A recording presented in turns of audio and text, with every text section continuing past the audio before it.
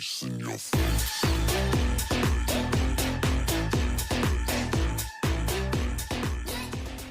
Hello everyone. We are starting the fourth double game week of Euroleague. There are 6 matches today, but before we get into the games, don't forget to like the video and subscribe to the channel, guys. Our first match today is Anadolu Efes versus Bayern Munich. Anadolu Efes had earned 2 very valuable wins in the previous double game week, defeating Baskonia and Real Madrid away, but they lost the next 2 games. They were defeated by Paris Basketball at home and then by Asvel last week. In fact, Anadolu Efes started the game well against Asvel, scoring 55 points in the first half and going into the break with an 8-point lead. But they played terribly in the second half and lost. Although they dominated the rebounds, they committed too many turnovers and had a very poor second half. Bayern Munich, on the other hand, after a series of big wins, lost to Red Star away last week as we expected. Although they stayed close to the score in the first half, they collapsed in the third quarter. Not only did they play with a very low percentage from the outside, but they also failed to stop their opponents on defense. Carson Edwards had his least effective game of the season, shooting just 1 out of 8. It is expected that Larkin, who has been out for a long time, will play in this game for Anadolu Efes. On Bayern Munich's side, the availability of Vladimir Lucic is uncertain. Anadolu Efes has lost 4 of the 5 home games they've played this season. Interestingly, most of their wins have come on the road. Looking at the schedule, we see that they will play 4 out of the next 5 games at home. This presents a good opportunity for Anadolu Efes to bounce back, and they really need to get going at home. I believe Anadolu Efes will win at home.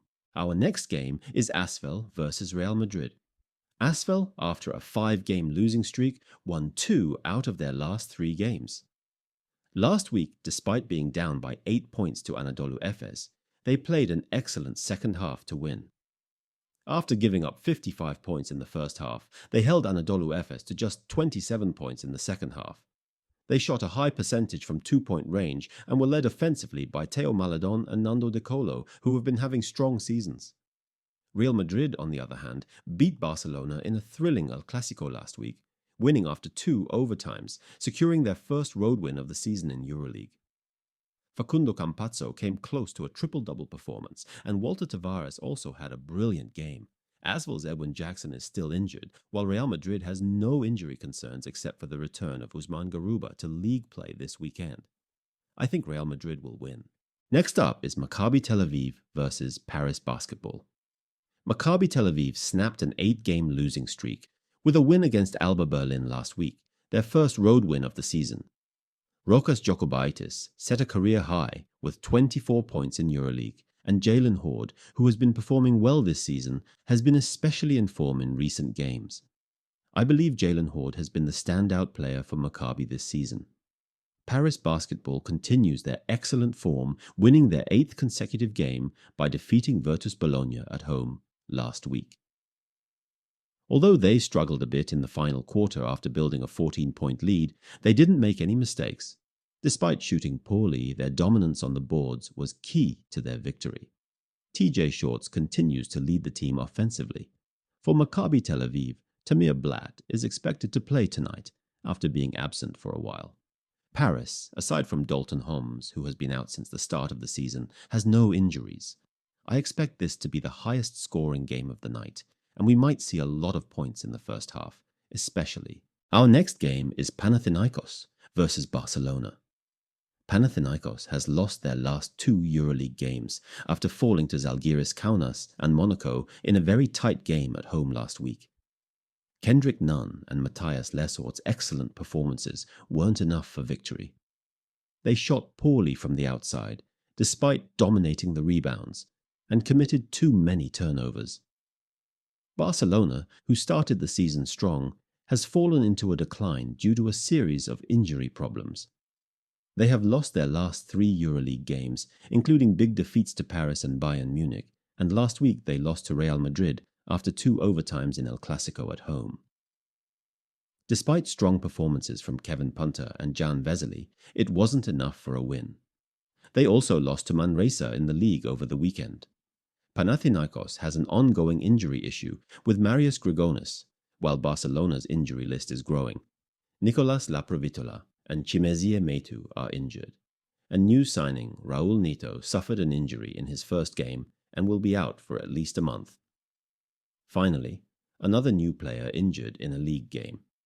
Both Panathinaikos and Barcelona have lost their last 2 and 3 Euroleague games, respectively, and both teams are looking for a bounce-back win. However, Barcelona's injuries will make things difficult for them. I expect Panathinaikos to win. Our last game today is Baskonia versus Fenerbahçe Beko. Baskonia, having a tough season, ended their 5-game losing streak last week with a victory at Zalgiris Kaunas. The game didn't look promising until mid-third quarter, but they managed to come back from a 16-point deficit in the second half and played brilliantly in the final quarter to win. This was their first road win of the season. They shot a high percentage on 2-point attempts and got double-digit contributions from 5 different players. Although the win was valuable, I still don't see much improvement for Baskonia, especially after Marcus Howard's very poor performances. Marcus Howard is 0 for 21 from 3-point range in his last 4 games, and unless he improves, it's going to be hard for Baskonia to get back in the race. They also lost to Valencia at home over the weekend. Fenerbahçe's 6-game winning streak came to an end last week, with a loss to Milano at home, their 3rd loss at home this season, despite winning all their away games. Nigel Hayes-Davis was unable to reach double digits for the 2nd time this season, and Nicolo Melli struggled against his former team, shooting 0 for 6. Baskonia will be without Timothé Luwawu-Cabarrot, while Fenerbahçe Beko will be missing Scotty Wilbekin, Devon Hall, and Deshaun Pierre, who got injured in the Milano game. On one side, there is Baskonia, who has had a bad season, and on the other side, there is Fenerbahçe Beko, who, regardless of results, has shown subpar performances in some games. Although it will be a tough match, I see Fenerbahçe as the favourites to win. I've commented on 5 of today's EuroLeague games for you. Don't forget to like the video and subscribe to my channel. Goodbye!